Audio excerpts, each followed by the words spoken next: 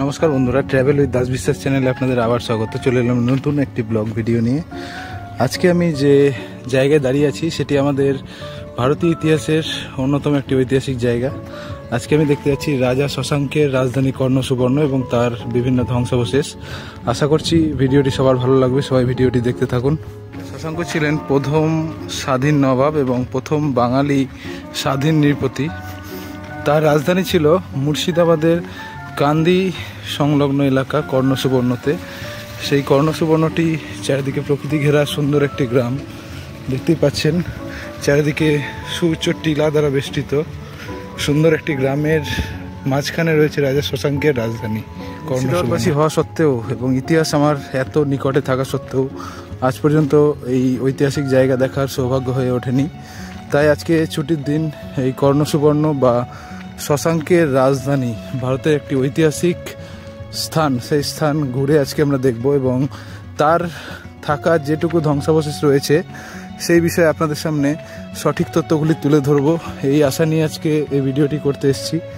আশা করছি সবার ভিডিওটি ভালো লাগবে, সবাই ভিডিওটি শেষ পর্যন্ত দেখতে থাকুন। দেখতেই পাচ্ছেন আমি এখন ঐতিহাসিক যে জায়গা সেই কর্ণসুবর্ণে এসে উপস্থিত হয়েছি। ইতিহাসের ছাত্র হিসেবে এই কর্ণসুবর্ণ এবং শশাঙ্কের ইতিহাস সম্পর্কে অনেক কিছু পড়লেও তার এই রাজধানী, সেই রাজধানীটি আমাদের বাড়ি থেকে খুব বেশি দূরে না হলেও সেটা দেখার সৌভাগ্য এর আগে কোনোদিন হয়নি। কিন্তু আজকে ফাঁকা দিন যেহেতু ছিল তাই এই সুযোগটা মিস করতে চাইনি। তাই হাজির হয়েছি আমাদের যে বাংলার শাসক শশাঙ্কের রাজধানী কর্ণসুবর্ণ দেখতে। আশা করছি আপনাদের সামনে অনেক অজানা তথ্য তুলে ধরতে পারবো আজকে, সেই আশা নিয়েই আজকে এই জায়গায় এসেছি। রাস্তা ধরে আমি এখন এগিয়ে চলেছি শশাঙ্কের যে রাজধানী কর্ণসুবর্ণ, তার যে ধ্বংসাবশেষ রয়েছে সেই হেরিটেজ সাইটটি বা সেই হেরিটেজ জায়গাটি দেখার জন্য। সেই হেরিটেজ জায়গাটি এই মেন রাস্তার একদম ঠিক পাশেই রয়েছে। সবাই দেখতেই পাচ্ছেন আমি একদম তার যে রাজধানীর মূল যে ধ্বংসাবশেষের এলাকা সেই এলাকায় সামনে একদম উপস্থিত হয়েছি। চারিদিকে সংরক্ষণ করে রাখা হয়েছে ভারতীয় আর্কিওলজিক্যাল সার্ভে অফ ইন্ডিয়ার ব্যারিয়ার বা ব্যারিকেড দিয়ে চারিদিকে সংরক্ষিত করে রাখা হয়েছে এবং ভেতরে যে জায়গাটি দেখছেন অনেকটাই বিস্তৃত রয়েছে তার এই রাজধানী এলাকা।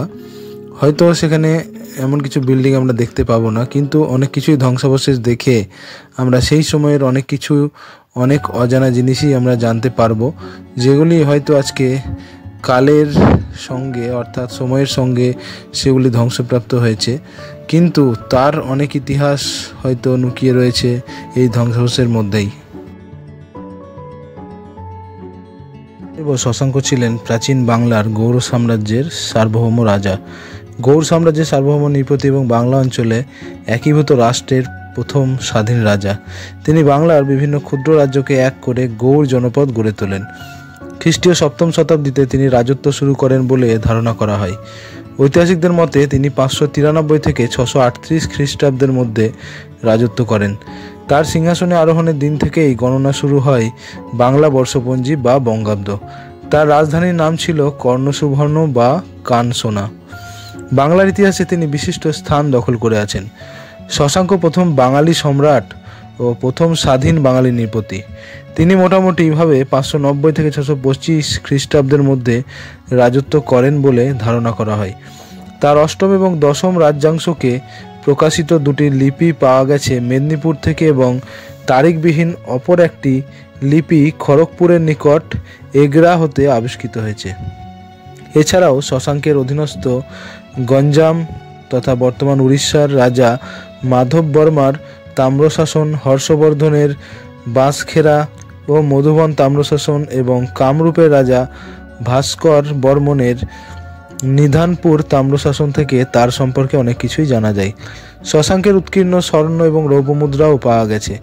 গুপ্তদের পতন ও শশাঙ্কের উত্থানের মধ্যবর্তী সময়ে বাংলায় বেশ কিছু স্বাধীন শাসকের উদ্ভব ঘটে। এদের অস্তিত্ব সম্পর্কে জানা যায় অল্প কিছু লিপি এবং স্বর্ণমুদ্রার ভিত্তিতে। রোহতাসগড়ে প্রাপ্ত শিলের ছাঁচে লিখিত শ্রী মহাসামন্ত শশাঙ্ক, বানভট্টের সমসাময়িক সাহিত্য উপকরণ, চৈনিক পরিব্রাজক হিউয়েন-সাং এর বিবরণ এবং বৌদ্ধ গ্রন্থ আর্য মঞ্জুশ্রী মূলকল্প শশাঙ্কের ইতিহাস বর্ণনা করেছে। সিংহাসনে আরোহণ করে তিনি বঙ্গাব্দ চালু করেন। বাংলার ক্যালেন্ডার তৈরির কৃতিত্বে এই শশাঙ্কই রয়েছেন।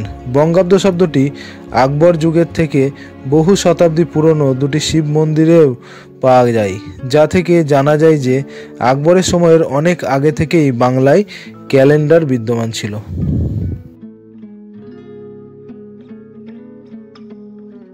দেখতে পাচ্ছেন আমি এখন আমাদের রাজা শশাঙ্কের ধ্বংসাবশেষের একদম সামনে দাঁড়িয়ে রয়েছি। ধ্বংসাবশেষ বলতে বড় কোনো বিল্ডিং বা বড় কোনো ধ্বংসাবশেষ কিছু নেই। ছোটোখাটো ধ্বংসাবশেষ, সিঁড়ির ভাঙা টুকরো বা ছোট বাড়ি বা ছোট্ট জলাশয়ের ভাঙা টুকরোগুলি আপাতত এখানে রয়েছে। এখানে অনেক খনন কার্য করা হয়েছে এবং অনেক শিলমোহরও এখান থেকে আবিষ্কৃত হয়েছিল। সেই শিলমোহরগুলি কলকাতার মিউজিয়াম বা জাদুঘরে সংরক্ষিত রয়েছে। পুরো এলাকাটা জুড়ে আপনি দেখতে পাবেন ছড়িয়ে ছিটিয়ে রয়েছে শশাঙ্কের বিভিন্ন নিদর্শন। অর্থাৎ তার যে সাম্রাজ্য, সেই সাম্রাজ্যের প্রধান যে বিল্ডিং সেটি এখানেই তৈরি হয়েছিল।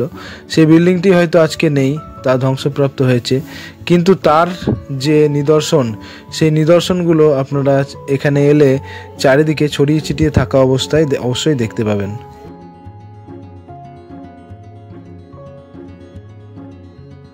এর বিবরণ থেকে আমরা শশাঙ্ক এবং তার রাজধানী কর্ণসুবর্ণ সম্পর্কে বিভিন্ন তথ্য পেয়ে থাকি।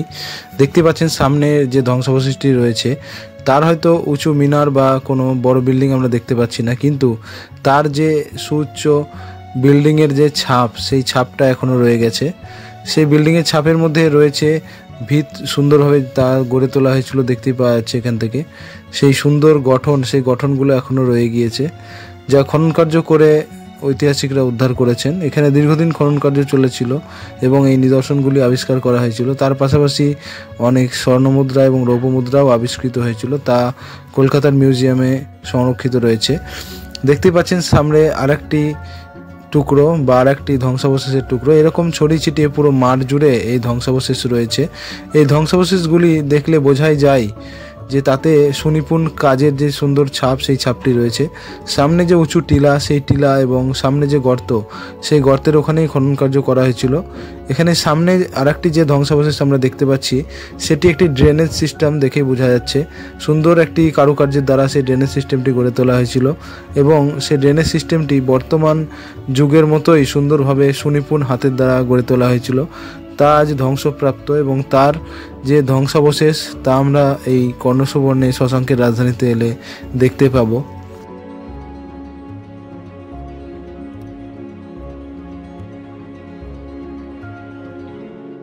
তবে তার সাথে আরেকটি জিনিস বললেই নয় যে বাংলার এই ঐতিহাসিক শাসক শশাঙ্ক এবং তার যে রাজধানী কর্ণসুবর্ণর, তার অনেক ধ্বংসাবশেষই প্রায় নষ্ট হয়ে গিয়েছে।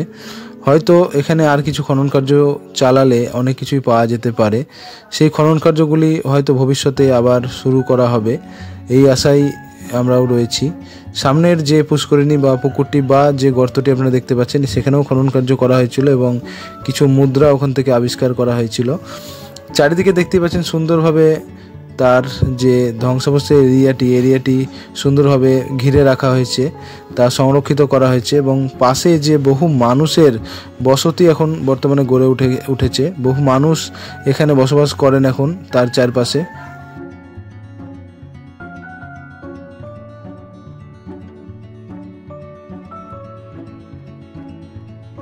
রাজা শশাঙ্ক গৌড়ে তার আধিপত্য স্থাপন করে প্রতিবেশী অঞ্চলগুলিতে রাজ্য বিস্তার শুরু করেন। গৌড় বলতে উত্তর বাংলা এবং পশ্চিম বাংলার কিছু অঞ্চলকে বোঝাতো। মেদিনীপুর লেখ থেকে প্রাপ্ত তথ্য অনুযায়ী শশাঙ্ক মেদিনীপুরের দাঁতন ও উড়িষ্যার বালেশ্বর অঞ্চল জয় করেন। উড়িষ্যার বোধপদ অঞ্চলে রাজত্ব করত শৈলোদ্ভব রাজবংশ, যারা গৌড় অধিপতি শশাঙ্কের বশ্যতা স্বীকার করেছিলেন বলে জানা যায়। বলা হয় যে বাংলার বাইরে রাজ্য বিস্তার করার আগে শশাঙ্ক সমস্ত বাংলাদেশে তার আধিপত্য প্রতিষ্ঠা করেছিলেন।